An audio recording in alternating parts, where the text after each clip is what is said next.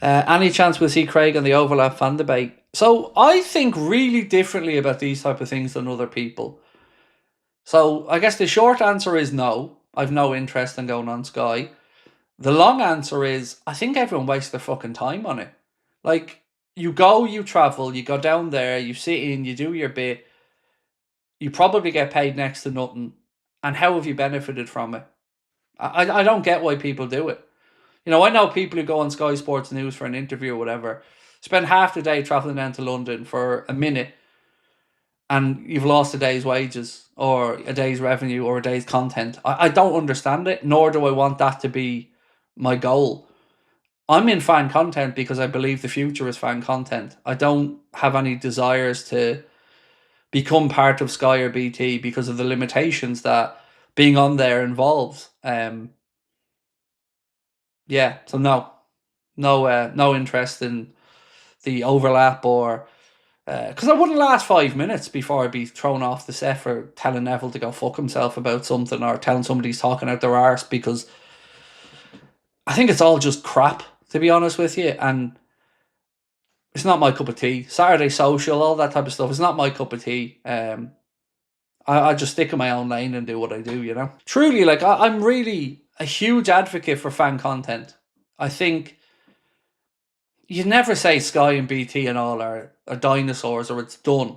But I also don't think it's an accident that they're now leaning into the likes of fan content to bring people on board, because they see the direction of travel and they see that, we're creating mini media brands in all of these channels, whether it be, the United Stand, AFTV, Redmen, ourselves, whomever.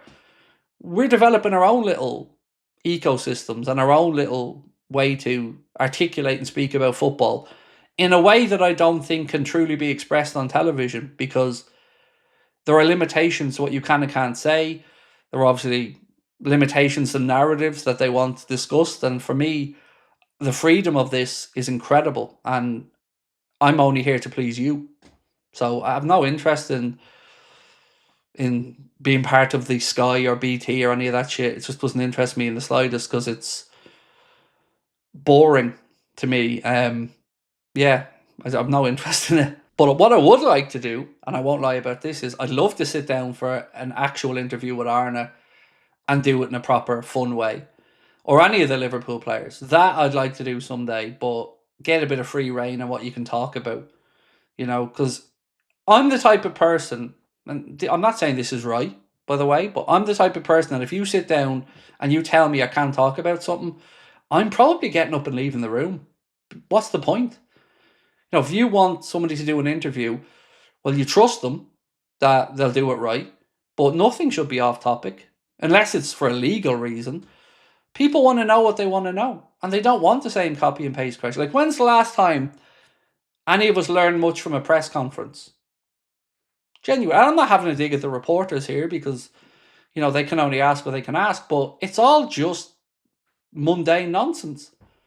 Every now and again you get a little nugget, like a manager might have a rant or something like that, but it's just copy and paste monotonous bullshit questions over and over again, and I don't think any of us ever learn anything new from it, because everyone is so media trained now to within an inch of their lives, and you've got press officers standing in a corner ready to jump in if they don't like a question. I don't know. I find fan content way more entertaining right across the board, because if you're a Liverpool fan, you want Liverpool focused stuff. And LFC TV can deliver that to you in a certain way, in a very well packaged, prim and proper, wholesome way. But that's not how football is consumed. Football fans swear, we shout, we have mad takes that might not be right, but we're excitable. And I think that's why fan content's so important, because people can see themselves in what we do. People can see us articulating the type of points that they want to discuss in a way that they can relate to. And no amount of Gary Neville and Jamie Carragher trying to come into our world is ever going to change the fact that fan content is where the direction of travel is now. And I think it's a compliment to us that the likes of Goldbridge and That's Football got the rights of the Bundesliga to do some games. That's a huge step forward for our industry to see that, yes, we see that influence and fan accounts is important now. And the fact that Sky and BT and all are trying to copy what YouTubers are doing, having looked down their noses at us for a long time, particularly around watchalongs and stuff, they're now trying to do their own thing.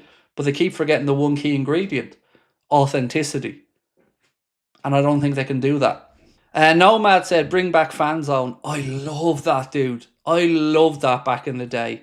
Um, yeah, I don't know. I don't know if anybody else remembers Fan Zone, but God, I love that's the one I used to put on back in the day. It was brilliant, especially when you had the Liverpool and United fans on there. It was class. That was proper good banter. I love that. Right up in each other's faces when they scored and stuff. That was brilliant. But they've got to justify keeping Neville, Carragher, and all these lads in their overpaid jobs. Like the overlap are doing watch-alongs now. Let that sit. The overlap are doing watch-alongs. That makes me smile because we were laughed at for it for a long time, and now they're trying to do it, but they can't do it authentically because they all have their own vested interests and thought process. It makes me smile. I'm so proud of fan content and where it's gotten to, and I'm very grateful to the people that came before us that laid the groundwork for us to be able to do this.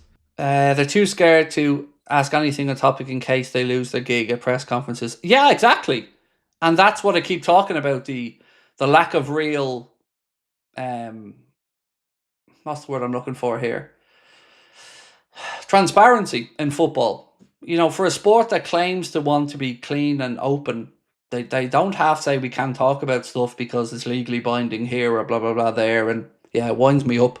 Someone said Soccer AM 90. Do you remember Fantasy Football, the show that used to be done by what's the comedian, the West Brom fan? I can't think of his name now off the top of my head. That was a brilliant show.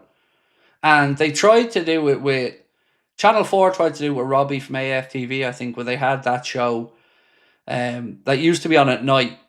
And the idea behind it was probably a good one, but I think the execution of it was flawed in the way they went about it. But I think there is space. If TV companies actually wanted to do a proper football show where there is proper fan opinion, a little bit of swearing after 9 p.m., I think it would do really, really well, as long as the people on it were allowed to be authentic and it wasn't mismanaged and homogenized within an inch of its life.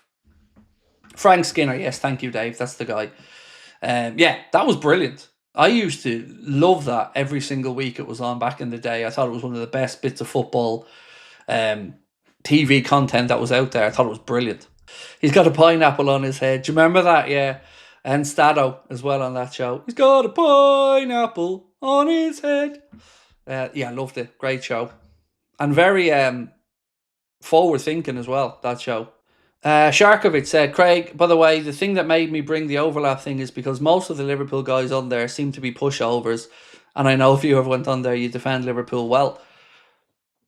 But there's a reason why I don't get some of these invites, mate, is because I refuse to play the game as such. And I refuse to be a pawn. And I refuse to be a yes man for anybody. And it seems to me that that's what they want. They want comfortable. They want easygoing. They want manageable. And I'm not that guy. So